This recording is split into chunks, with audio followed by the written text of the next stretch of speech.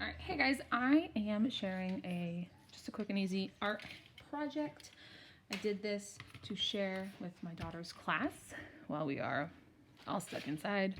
The original idea was Post-it art. So it was ideas done with Post-its. Now, full disclosure, I found these in my daughter's backpack after I'd already figured out my solution to not having these. So I'm gonna show you how it is with these. If you have Post-its, use them, especially if you have different colors, because it's super simple that way.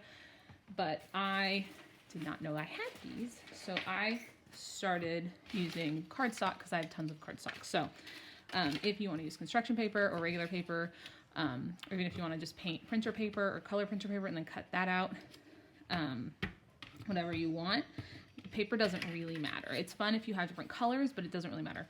I cut these squares to 3 by 3 because that would be the same size. But one of the samples I made last night looks like this. So basically we're folding them and then attaching them to the paper. Because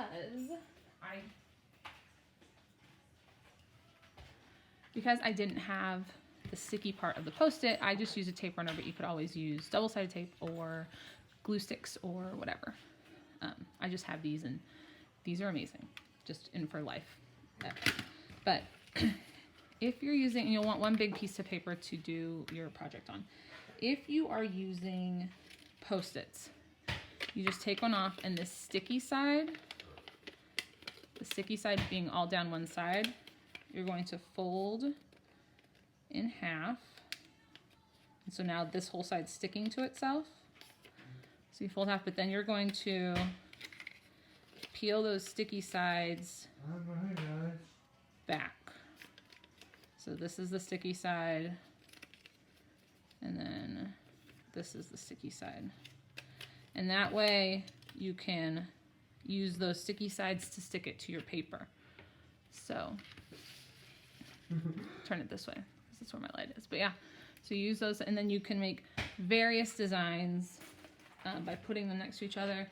This one I had like a center point, and they all like went out from there.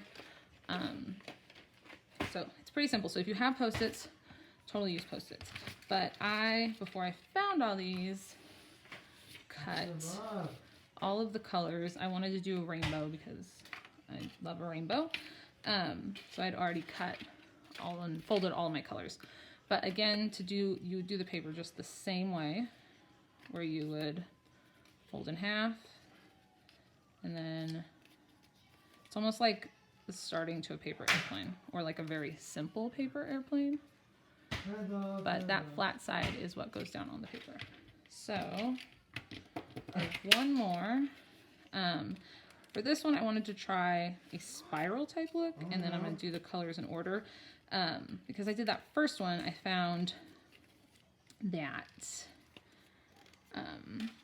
you need 64 of these to cover a 12 by 12 paper. So I did the math because I didn't need as many of the red. It didn't need to be an even distribution. I'll need more to get around the edge of the other colors. So I just wrote down a quick little, I did some math. So if you want to make your kids do extra math, you can have them do that too. But that's what I'm going to do. And then to make sure that I stay in a straight line as much as possible, I'm going to fold my paper in half that way, and then I'll open it up and fold it this way because it'll give me that center point, and it'll give me lines to kind of guide me throughout this process. So when I did the first one, I didn't crease it all the way through, but this is going to get completely covered in the end, so it doesn't matter if you see the creases. So these lines will help me throughout the process. So I'll start kind of slow, because then I will do a time-lapse type of thing. So I'm also taking pictures and doing my first stop motion video. So we're going to use the glue. So all of my background noises, because you know, everybody's home. All right, so there's my first one. I will do my second one. So I have on my little list to do 8 red. So I'm going to make my points to do the spiral. I think if I have them, the point going to the back all the way around, and it might be easier to turn the paper.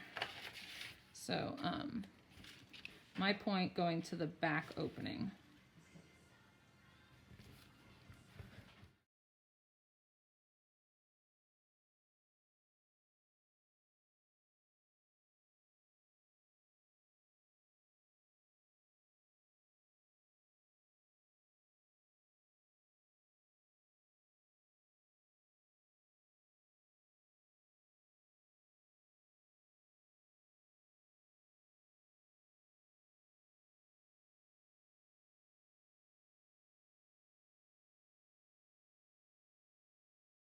All right, so this is how it ended up when it was done, which wasn't totally my vision, but I'm not mad at it either.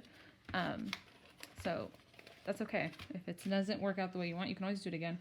But it's pretty fast. It's pretty simple. Also, I found a new app called Stop Motion Studio.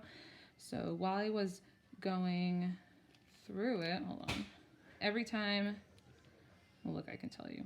So it looks like this, Stop Motion Studio.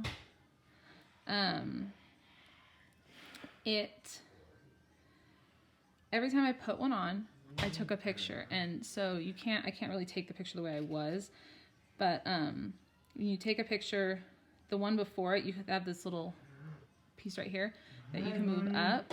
I'm gonna move this,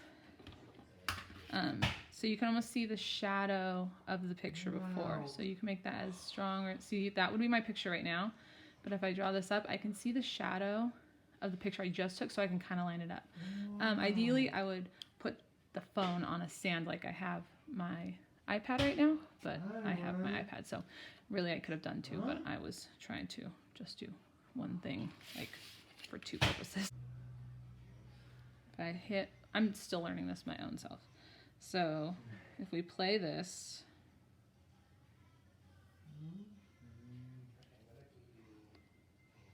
it's kind of cool.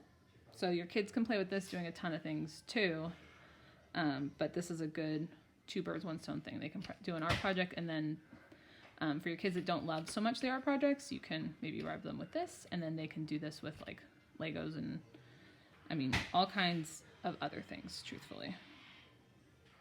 Okay, so there you go. I hope this helps, and we'll see you at the next Zoom meeting.